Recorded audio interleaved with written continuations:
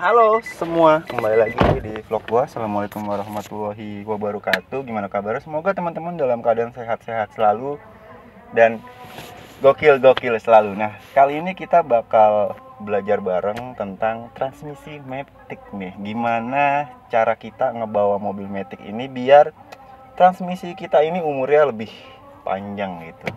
Nah, ini menurut pengalaman gua aja. Jadi kalau teman-teman ada yang lebih tahu gitu, atau ada informasi yang salah dari gua yang wajib untuk diperbaiki, teman-teman bisa komentar di bawah untuk memperbaiki dan menambahkan informasi-informasi yang kurang dari gua. Ya udah, kita langsung belajar bareng aja.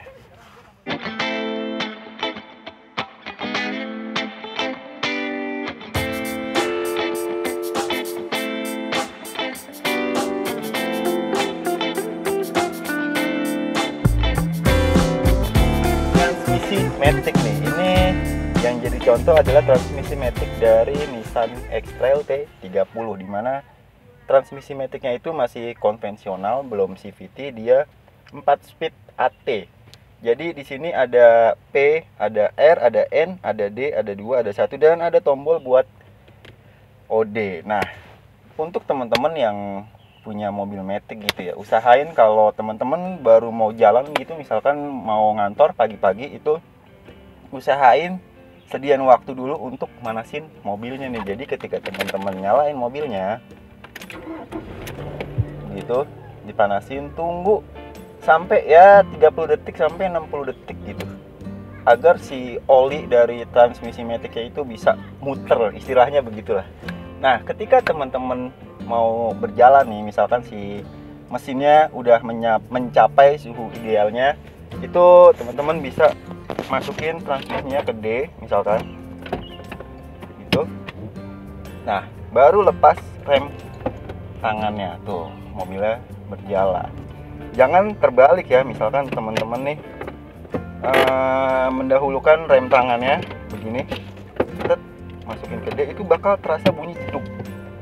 Tuh, bakal terasa bunyi jeduk. Dan ketika teman-teman udah sampai gitu ya, mau parkir, itu usahain pindahin ke N rem tangan, baru ke P. Jadi apa ya, mekanisme yang ada di gearboxnya itu halus gitu. Soalnya kemarin temen gue ada yang ngeluh nih, ada kasus gitu, bro, mobil gue kok jedak-jeduk gitu ya. Terus gue liatin transmisinya normal, nggak ada yang bocor, dan gue bawa jalan juga terhitung masih normal. Dan ketika gue jalan bareng sama dia bawa mobil gitu, ternyata ada yang salah dari pengoperasiannya. Jadi dia tuh kebiasaan kalau dia habis jalan, misalkan dari D ya, katakanlah gitu, dari D dia langsung ke P, baru rem tangan. Dan ketika dia mau berjalan lagi, itu akan terasa bunyi jeduk gitu. Misalkan dari P ke D, itu bakal terasa ada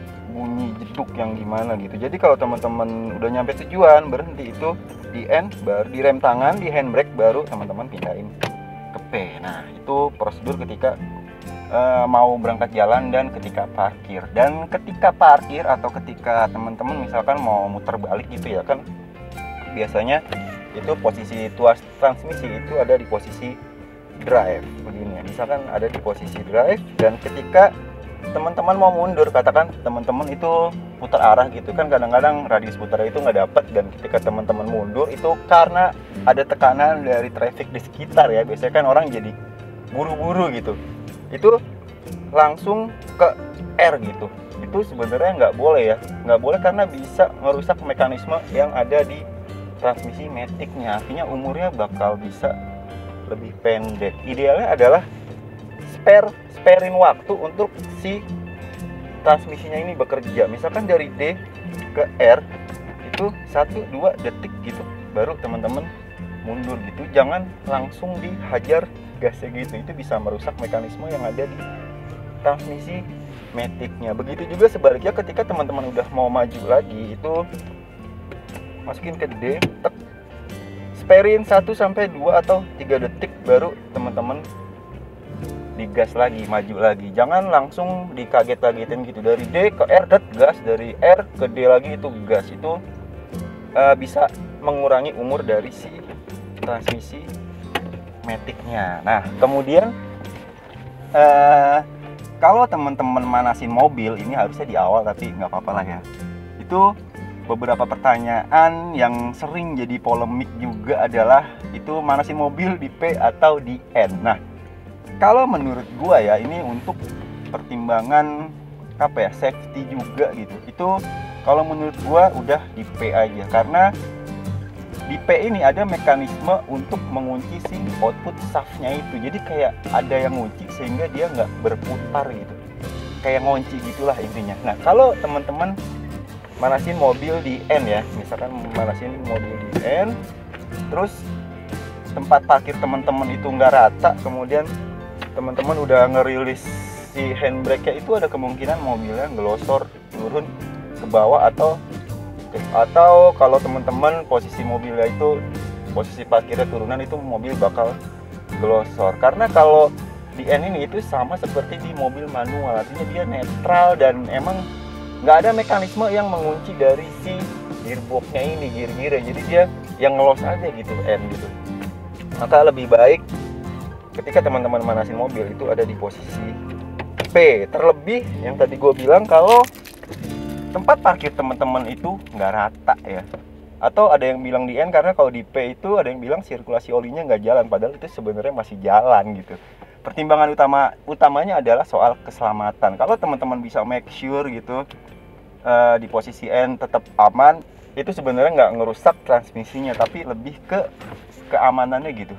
Ngeri-ngeri kalau ada anak kecil gitu ya, megang-megang rem tangan ngelepas gitu, itu bisa bahaya, mobil bisa maju gitu. Atau misalkan dari posisi N terus nggak sengaja ada anak kecil ke posisi D, itu mobil bisa maju. Karena dari N ke D itu teman-teman nggak perlu mencet apa-apa, itu bisa tuh ke D gitu. Kalau di posisi P yang tadi gue bilang, itu kalau teman-teman mau ke P itu agak perlu mencet gitu. Jadi kalau kesenggol pun nggak mungkin bergeser tuas transmisinya ke R, dan lebih aman karena rem tangan punya bantuan yang mengunci bannya biar nggak berjalan. Intinya seperti itu teman-teman. Nah kemudian ketika teman-teman ada di jalan ya, namanya Jakarta gitu, pasti kan sering banget tuh stop and go gitu.